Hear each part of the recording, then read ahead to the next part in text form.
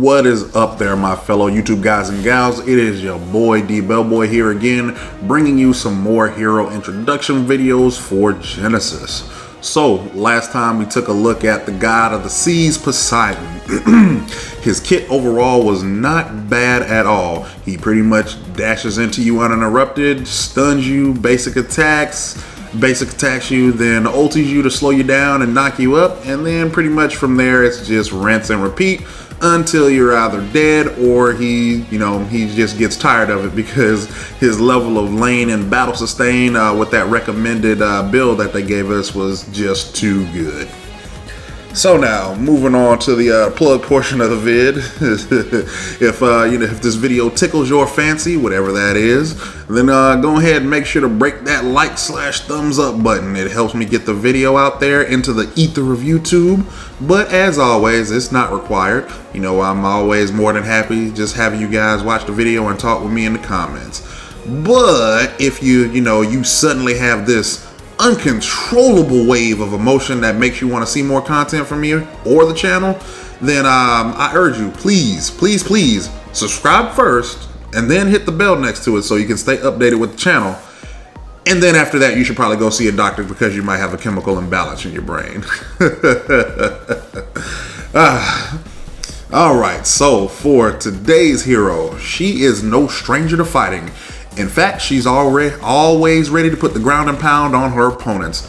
Everyone give it up for my bae number 4 here, Selinda. Alright, so here we have her, Selinda. She is classified as an assassin and a fighter. So, let's hop into that lore and that backstory, shall we?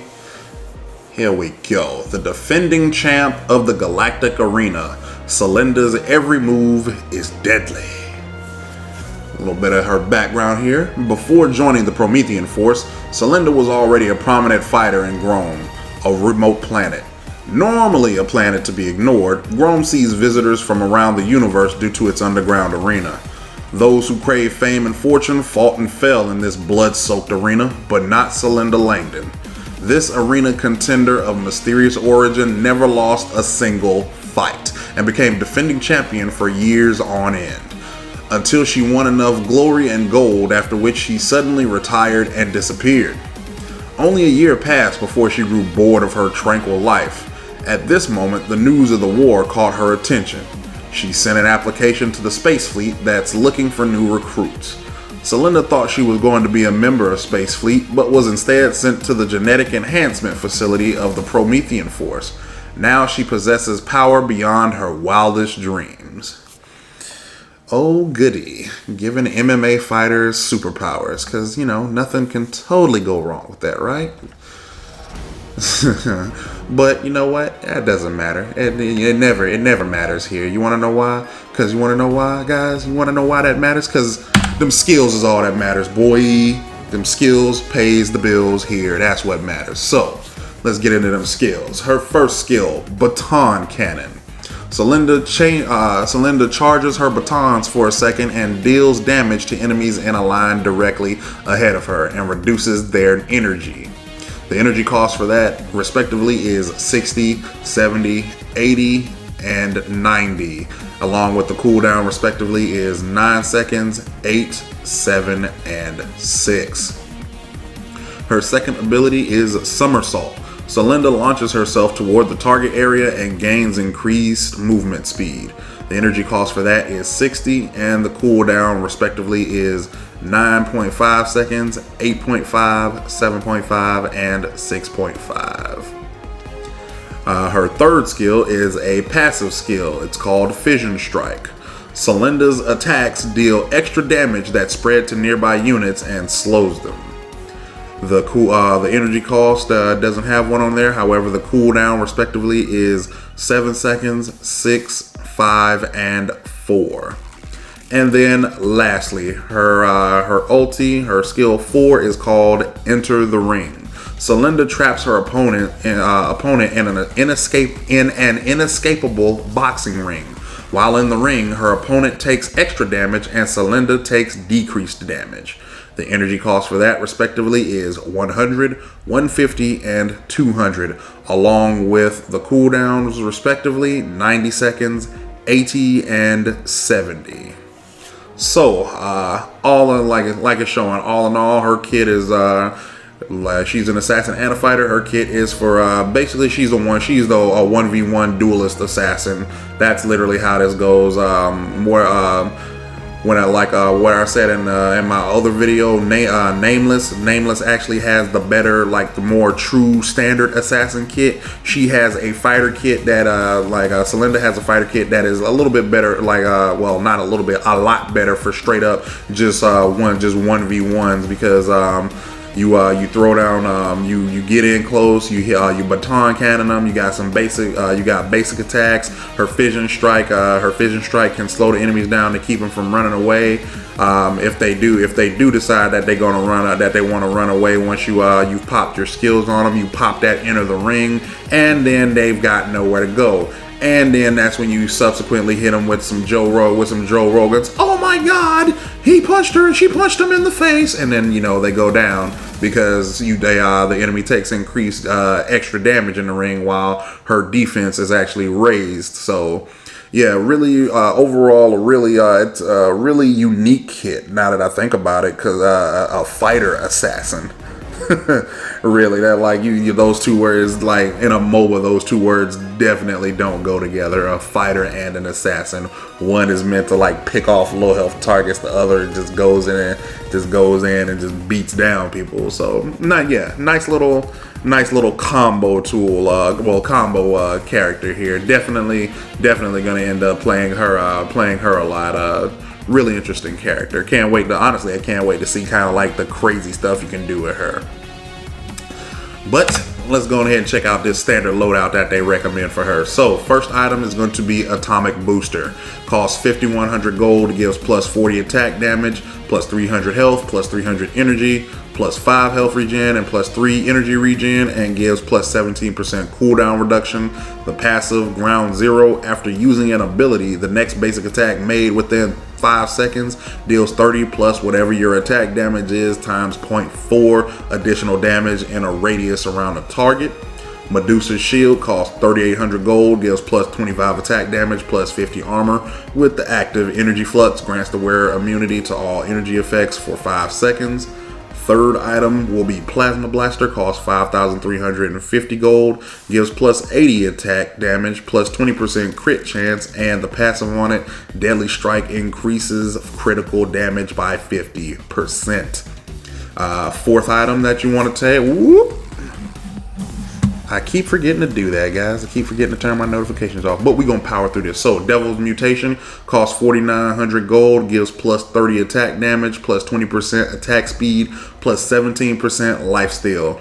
The active on it is Battle Madness. It grants the wearer 15% increased movement speed and 55% increased attack speed for 8 seconds. Cooldown on it is 30 seconds with an energy cost of 25. And then the passive on it is Ruthless. Each basic attack deals additional true damage equal to 3.5% of the target's current health.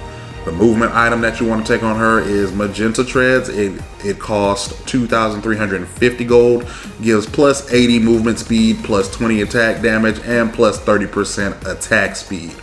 And lastly, you want to take the Seal of Hades on her. It costs 4,625 gold, gives plus 475 health, plus 425 energy, plus 6 health regen, and plus 1 energy regen with the passive Rejuvenation. Every time an ability is used by the wearer, grants additional health regen equal to 0.5% of max health per second for 6 seconds, and the effect can be stacked 5 times. So, honestly, this is not bad at all. This kit actually works really well together. So again, like we were saying, she somersaults to get in. That pretty much well, first of all, Seal of Hades, self-explanatory. Every time you activate an ability, go ahead and gives you that health regen that you can stack it up to 5 stacks up to 5 times, which gives you pretty much 2.5% of your max health every for 6 seconds. Giving you that sustain when you're fighting, because again, she is a fighter as well as an assassin. Devil's Mutation is pretty much giving you extra movement speed and attack speed as well, so she can attack faster with the life steal on that. And then on top of that, your basic attacks getting that extra true damage in that for based off of the enemy's health. So you're dealing regular damage, damage that is being mitigated by whatever armor they have on. You're dealing true damage. You're getting your health back with Seal of Hades. If you manage to crit because of Plasma Blaster, that's going to bump you up to 150% damage right there. And then on top of that, Atomic Booster is actually giving you a little bit of just a little bit of extra attack damage, but just doing it in a radius because you're using a skill, and then you're doing a basic attack after that. So it's literally just multiple you're just doing multiple forms of damage. And then honestly on top of that, the moment you plop down her into the ring, they can't escape. Like, they literally cannot escape that ring, so they take more damage in there. So literally, Devil's Mutation, the fact that with Plasma Blaster, if you crit while you're in that ring, and then on top of that, Atomic Booster giving that extra damage, like I said, that's about to be you're probably about to Superman punch somebody in the face, and that's going to be a KO. So all in all, overall, this is actually a really decent and decent to take for a standard loadout. It actually synergizes really well with her kit. Moving on to the skill order. So first off, you want to take that baton cannon. Like always, that's going to be your main form of attack, because you shoot it, slows them, then you're pretty much gonna somersault in and do whatever needs to be done there. So baton cannon, like it shows, you want to go ahead and take those really early so you can get max out that slow, so that way they'll never be able to run away from you, because like they said, there's 8 sides to an octagon. You just got to pick which one you want to get beat down in. So respectively, you're going to take the rest of the baton cannon at 4, 5, and 7. As it shows, the next skill, somersault, take it at 2, because like I said, that's your main that's either going to be your main initiator to like get well, actually I'll take it back. Baton cannon is your main initiator, but somersault is going to be your main way to get in, or it can be a way to get out if necessary. Not really, don't really have to worry about taking the rest of those too early. You'll take the rest of those late game, 12, 13, and 14, as far as level wise, so you can go ahead and get that more so get that extra the cooldown on there. Fission strike itself, you take that at level 3. Nothing too out of the ordinary on that one. Honestly, it helps a little bit more like in team fights as well, because since she is an assassin, she can come up from the back or out of the jungle or wherever it is, and catch folks with that baton cannon, because it does work on abilities too. So catch that baton cannon, it spreads to everybody in the enemy team, slows them down, and pretty much can kind of close the gap on somebody who's trying to like run away or disengage. Take the you want to max it out by mid game. That way, again, nobody can run away from you, because the octagon is 8 sides. So 8, 9, and 10, you're gonna, like I said, like shows mid game, late mid game, early late game. Take those so you can have that, and then into the ring, her ultimate, you will always take that respectively at level 6, level 11, and level 16. So yeah, guys, as far as like overall, the overall look at Selinda, I honestly, I'm probably gonna enjoy playing her a lot,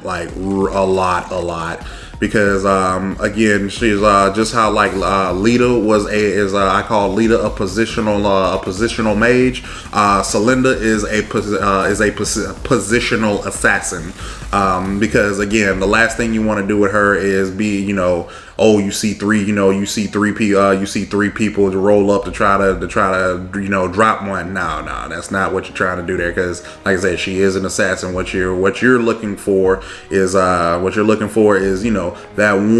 one hero that's that's not so much too far out of place, but that one hero that you can kind of isolate, throw the baton. Oh, now they're slow. Somersault in, basic attack them. Proc your fission strikes to keep them from running that fast. Once you get them into, usually if baton cannon comes back off of the cooldown, proc that again so you can keep them slow, dealing enough damage. Once you get them into that nice, little threshold, call down your inner Gracie, get that inner spot, that Anderson Silva in, call down the ring and just beat the mess out of him. And then you just somersault away like there's no tomorrow, because literally, what are they gonna do? You just beat them down in the ring. So all in all, really good kit, really good hero. Like I said, as a combination of an assassin and fighter, rarely ever see that, so gonna be really fun to get into and to master.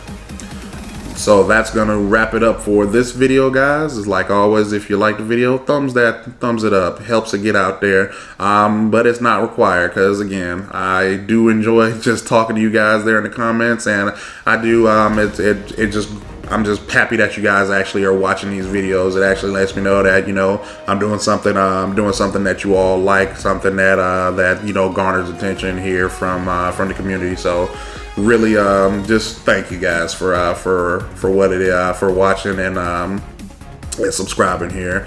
If you do want to subscribe to the channel, make sure you hit the subscribe button and hit the bell, so that way you can get notified whenever I do upload, and you can stay up to date with all the new content.